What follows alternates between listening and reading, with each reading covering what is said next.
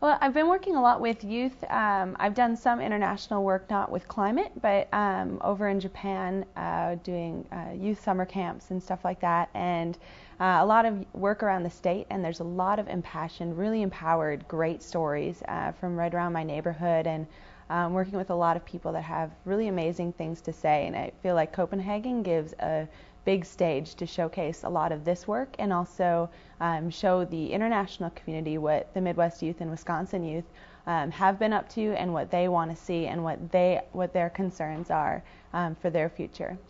Well, Wisconsin's state motto is forward, and I think that a lot of the work that's been going on with the youth represents that. There's also been a lot of forward motion with alternative energies. In Fond du Lac, we have the huge wind farms. And in Milwaukee, we were just designated as a UN Global City of Change, and are recognized as one of the 2 North American cities by that title. And looking at our water resource that we have, and how water is going to be impacted by climate, and a lot of the work there is going to be a big opportunity. And there's a lot of folks in Milwaukee and southeastern Wisconsin working to develop Wisconsin as at the front line, with leading research, business practice, and education opportunities. And education has been a huge component of Wisconsin. We've always been looked to as one of the leaders in education, and I think that working with Expedition Copenhagen, we can really make an impact with this new wave of education, looking at climate, looking at the way the world is changing, being at the front lines with experiential education with these topics.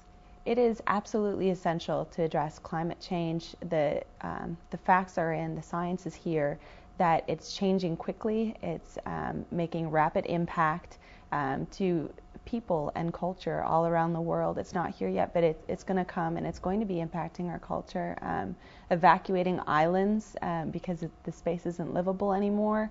I think it's very essential, and it's absolutely pertinent for us to develop a world that's more just and peaceful and sustainable, so that we can continue to grow in a forward motion as one world, working as a global economy, as well as a social interconnected world.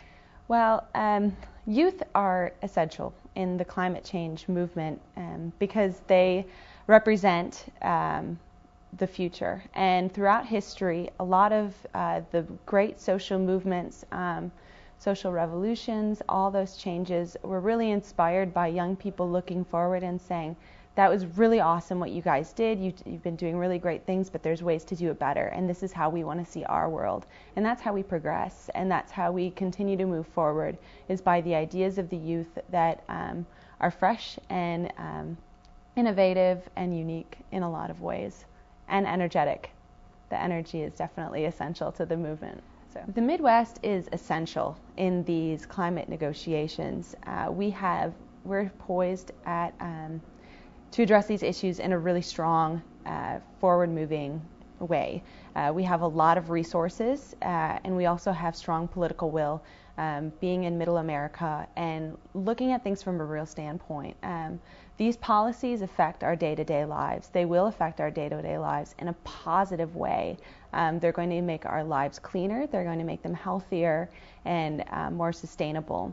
And so looking at how Wisconsin and the Midwest can make that effect, the Midwest is full of really real people, and I think that they really get it as far as taking care of each other and building communities to be strong and to sustain themselves for generations to come. And I'm very proud to be coming from Wisconsin and representing that culture and the youth that are inheriting a lot of the glorious things that Wisconsin can offer.